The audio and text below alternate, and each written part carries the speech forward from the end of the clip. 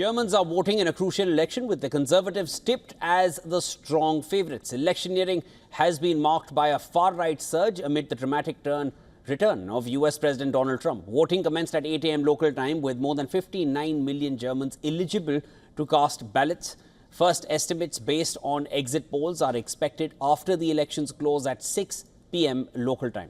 People started arriving at polling stations. They'll be electing the 630 members of the lower house of parliament, known as the Bundestag.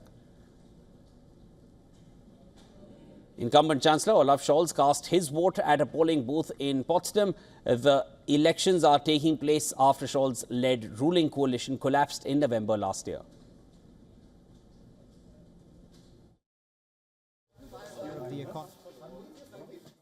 For me, European security was particularly important, the war in Ukraine and the dangers for our country, and we have to assume that if we are not on our guard here, all other issues will be of secondary importance.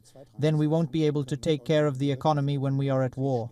The economy is, of course, the next important issue, as are social issues.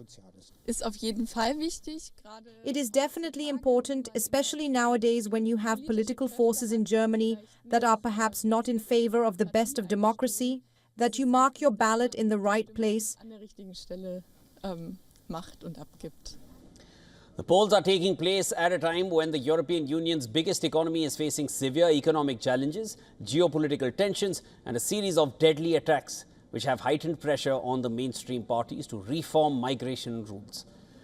Now, let's take a look at the top contenders vying to become the next Chancellor of Germany. First off, of course, is incumbent Olaf Scholz, who has been at the helm of an unpopular coalition since December 2021, and the coalition lost its majority in a row over loosening Germany's strict debt rules.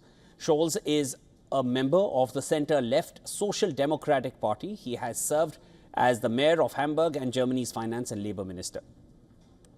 Then in the running is Friedrich Merz of the Christian Democrats, who's already leading with 10 points in the polls. Merz has promised permanent border controls and new asylum rules to restrict immigration besides slashing taxes. He has also refused to rule out Ukraine's future NATO membership. Then there's 46-year-old Alice Weidel from the far-right Alternative for Germany party, who's making her first attempt to become German Chancellor.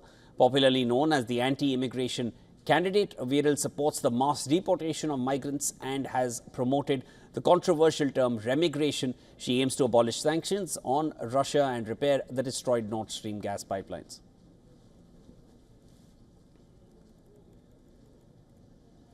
All right, for more on this, I'm now being joined live on the broadcast by Ben Aris, who is the founder and editor-in-chief of BNE IntelliNews. Ben, always a pleasure speaking with you. Thank you so much for joining me here on the broadcast. Ben, numbers show that millions have already voted by mail, up to 20% were undecided. What's the voter percentage you've picked up so far since it began? So we're expecting a high turnout. This has been an extremely emotional election, and the presence in particular of AfD, the right-wing party, now in second place, has polarized society because in Germany, as you know, with its history, Second World War, the rise of the far right has been very unsettling. And so demonstrations here in Berlin, I mean, we went to one last weekend, 250,000 people turned out in order to protest not just against AfD, but against the leading CDU, because Merz, the next chancellor in waiting, because he looks almost certain to win, has adopted a lot of the AfD's programs. So there's been a big swing to the right. And as a result, I think already the numbers we've seen, we're expecting 60% turnout, 65% turnout. And so everyone sees this as an incredibly important election where they need to take a stand because it's become so polarized between this right-wing alternative and continuing traditional sort of middle-of-the-road politics that have marked German politics since the end of the Second World War. Ben, as you mentioned, the swing towards the right, it's been rather evident. Migration has been a key concern, which has largely been part of the pitch made by the candidates. What would determine voter preferences this election? What are the other key concerns? Well, there's a lot going into this, and the migrant issue has actually risen to prominence. I mean, your correspondent mentioned the economic issues, and Germany as an economy is doing extremely badly. It's just going into its third year of recession. And so you would have thought that the economics would have played an important role, but actually because of the presence of AfD and because both Merz and Schulz as well from the CDU has from the SPD has played up this immigration issue because it's on everyone's mind. And again, we've had a string of knife attacks here. It's like one every 2 weeks. There was one just yesterday. And that's brought the whole immigration issue to the forefront too. And in a way, the immigration issue has sort of hijacked these elections, that everyone's been campaigning on it. And people are worried and they're tired. The immigration, we've got Ukrainians, we've got Syrians, we've got Turks for a long time. They haven't particularly well integrated. And as I say, these knife attacks that we've had have highlighted the issue. And there is a certain amount of resentment. And both the CDU and particularly AFD have campaigned on, like, let's just send everybody with dark skin back home. And unfortunately, that's played kind of popular, particularly in the east of Germany. And it's been, a political motivator here, a political driving force for this whole debate. So we'll see. I mean, what comes out of it. But it's unusual for Germany to shift to the right. I mean, they're not comfortable with that at all.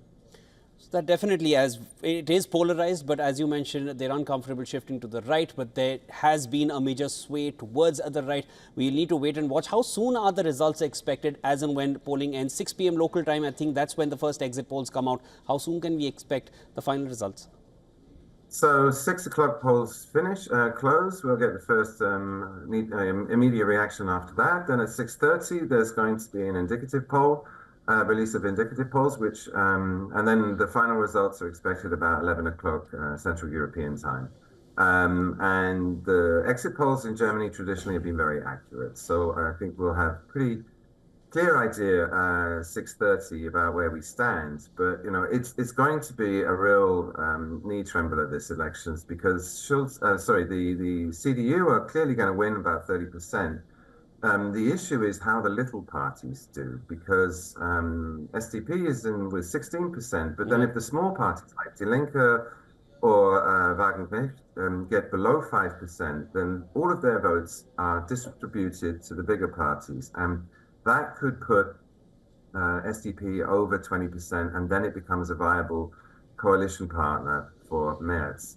And so the key is going to be at the bottom end of the scale, and just half a percentage point can make all the difference in this election to how the coalition that comes out of it. I hear you. Ben Aris, thank you so much for joining me. Ben Aris, founder and editor-in-chief of BNE IntelliNews, joining us from Berlin, getting us the latest on what to expect. Exit polls should kind of spell it out at this point. We need to wait and watch. That was Ben Aris joining me. Thank you so much. My pleasure.